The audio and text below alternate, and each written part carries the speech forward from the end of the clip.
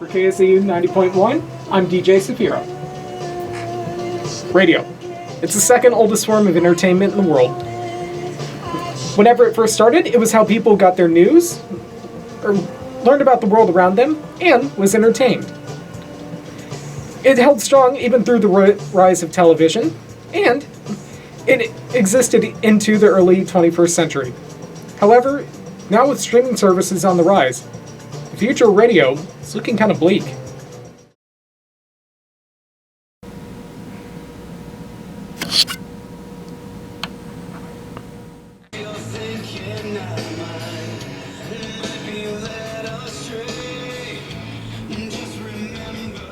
I feel like it's the live part of it that's so nice too, is like whenever I was little, I would tell my dad to be like, turn on talk radio.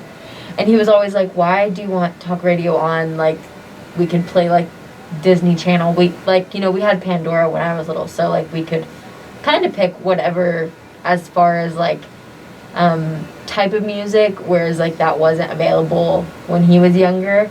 And I was like, I just like that they're like live, like they're sitting somewhere talking to each other and like I get to hear it. Which do you prefer over radio broadcasting or streaming service? Yeah, I feel like I do prefer streaming services because they are more like easier to access wherever and whenever. And I'm just picky about my music. Do you feel as though radio still has a future in the era of streaming services? It's lasted this long. I think it does, because the way DJs interact with the audience and try and get them to call in, try and get them to, especially now in the age of social media, there's more tools to try and make it more interpersonal.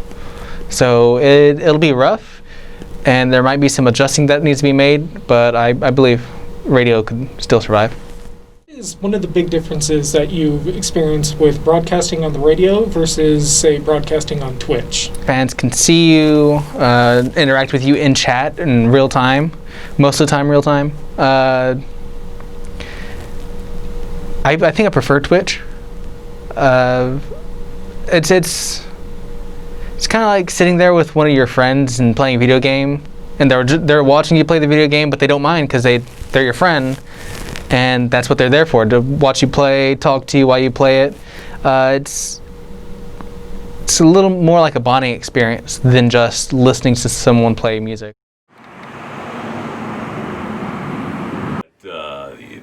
There is something to be said for the person that goes, hey, they talked about me on the radio today, or they are going to cover this event, they're going to be out there, there's still sort of that little, person behind the curtain, Wizard of Oz factor that, terrestrial radio has. There's that little voice talking to you from the box, and it just has that, even though you would think that's kind of the older generation, you still find it kind of surprisingly.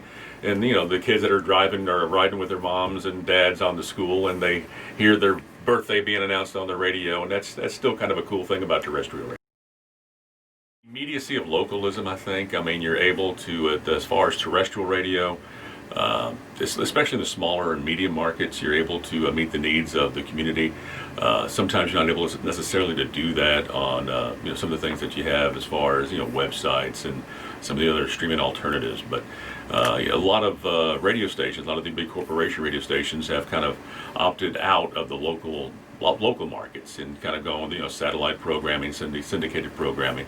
But the good news is that we're still trying our best to be there for the public, whether it be fundraisers, whether it be talking about things happening on the campus of SFA. But even with streaming services becoming the new norm, the internet has also provided a means for radio to go out globally. Websites such as iHeartRadio can bring the radio from your car into your own home. But it's not just your computer that can bring you your favorite radio station. Even smart home technologies can do it for you.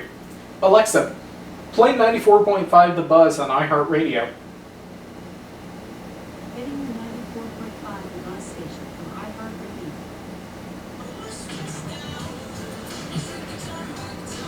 It's safe to say that in the era of streaming services, it seems as though radio can learn to adapt. For KSAU TV, I'm Shay Sullivan.